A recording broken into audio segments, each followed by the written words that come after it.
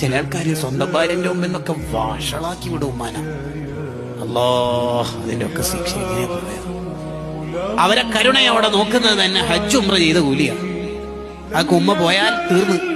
പിന്നെ യൂട്യൂബിൽ പ്രസംഗം ഉമ്മാനെ കുറിച്ച് കേട്ടിട്ട് കരയാന്നല്ലാണ്ട് വേറെ പരിഹാരമൊന്നും ഉണ്ടാവില്ല. ഉമ്മ ഉള്ള കാലത്ത് ഈ കൂലി മുഴുവനും ഭാര്യക്കൂട്ടണം. നമ്മുടെ ഉമ്മ നമ്മുടെ വീട്ടിലുണ്ടാവുക എന്ന് പറഞ്ഞാൽ അതിന്റെ അർത്ഥം ലോകത്തെ മുഴുവൻ ലൈറ്റും നമ്മുടെ കണ്ണിലുണ്ടെന്ന.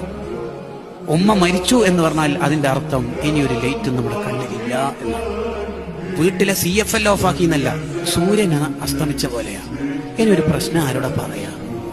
ഒരു തണുപ്പുള്ള കൈ നമ്മുടെ നെറ്റിത്തടത്തിൽ വന്നിട്ട് പേടിക്കേണ്ട മോനെ, ഉമ്മയില്ലേ മോനിക്ക്, ഇങ്ങനെ പറയാൻ ഒരാളുണ്ടാകുന്ന അത്ര കാവൽ നമുക്ക് വേറെ കിട്ടും.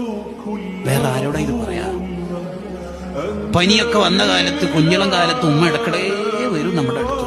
നെറ്റിയിൽ ഇങ്ങനെ തൊടും. കുറവുണ്ടാവാന് അന്ന് രാത്രി ഒരു തരി ഉമ്മ ഉറങ്ങിയിട്ടുണ്ടാവും.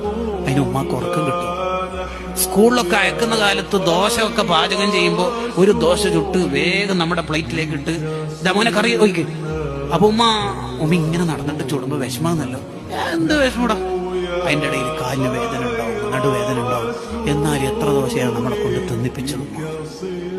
എന്നിട്ട് കളിച്ച് ഗ്രൗണ്ടിൽ നിന്ന് വരുമ്പോ ഉമ്മ തിന്നാൻ വിചാരിച്ച് 2 ദോശയോ പത്തിരിയോ പത്തലോ അവിടെ ഉണ്ടാവും. ഉമ്മ കുളിച്ച് വൃത്തിയായി അടുക്കള